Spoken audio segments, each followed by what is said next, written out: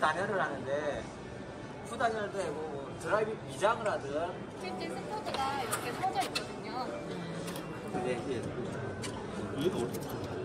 그래서 8만 원이에요. 패배장이니까 더 패배장이니까 요게 1레벨이 돼요. 그렇죠. 예.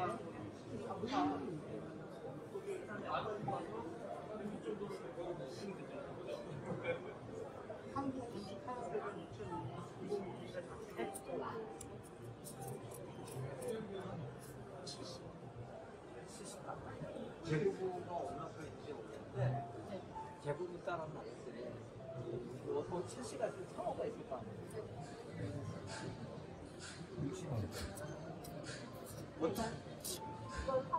이거는 한옥에 사용되고 있는 단열재 겸 벽체예요. 실제 시공할 때는 화재를 걸고 거기에다 이제 우레탄 실리콘을 이제 코킹을 하죠. 단열재가 그러면 여기에 지금 딱 맞게 나온 거네요? 성형이 돼서 이렇게 나온 거예요? 네, 맞아요. 아, 오. 중간중간 이렇게 각재를 대서 구조적으로 훨씬 튼튼하게 만들어가고 있어요. 미장하실 때는 이렇게 배시 걸고 벽시멘트 미장하시면 돼요. 아, 이게 표면에 이거 처리한 게 이제 미장하라고 이렇게 만들어 오신 네, 거예요? 요철이 예. 있어서 미장이 매끈한 면에 하면 잘 안 붙잖아요. 예. 그 요철에 들어가서 꽉 묶을 수 있어요. 가공해놨어요. 이게 혹시 사이즈가 네. 경량목조용 그 사이즈도 나와요? 간격이 406 네. 간격. 오른쪽으로 보실 수 있어요. 아, 저희가 굉장히 그러니까 단열도 저거요? 되고 네. 마감도 해야 되잖아요. 단열 그럴 때 좋다. 아. 후 단열을 하는데 후 단열도 하고 뭐 드라이브 미장을 하든 이거 되게 좋은데요? 특히 어. 내부 구조는 요 안쪽에만 단열을 하잖아요. 그러면 이제 수많은 스터드들, 요 나무에서 열이 굉장히 많이 새가거든요.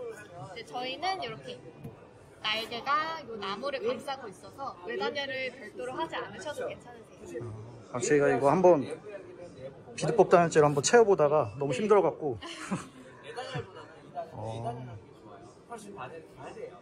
내부는 단열이 이런 게 나오네. 내부는 단열이 끊기지 않아요. 거기는 이제 그럴 전선이랑 경우에 배관 예단열을 구조가 되고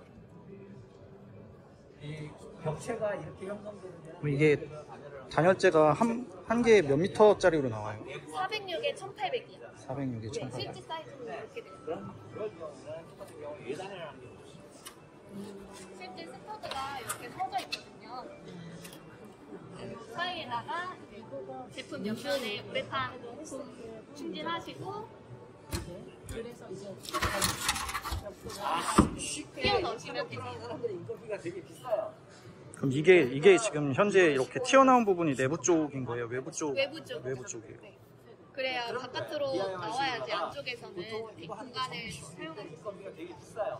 하루에 5, 60만 원씩 해요. 이 턱도 그냥 내부에 뭐 드라이비트 그 외단열 미장 마감할 때 쓰라고 이렇게. 요거는 메쉬 걸고 미장하셔도 되고요.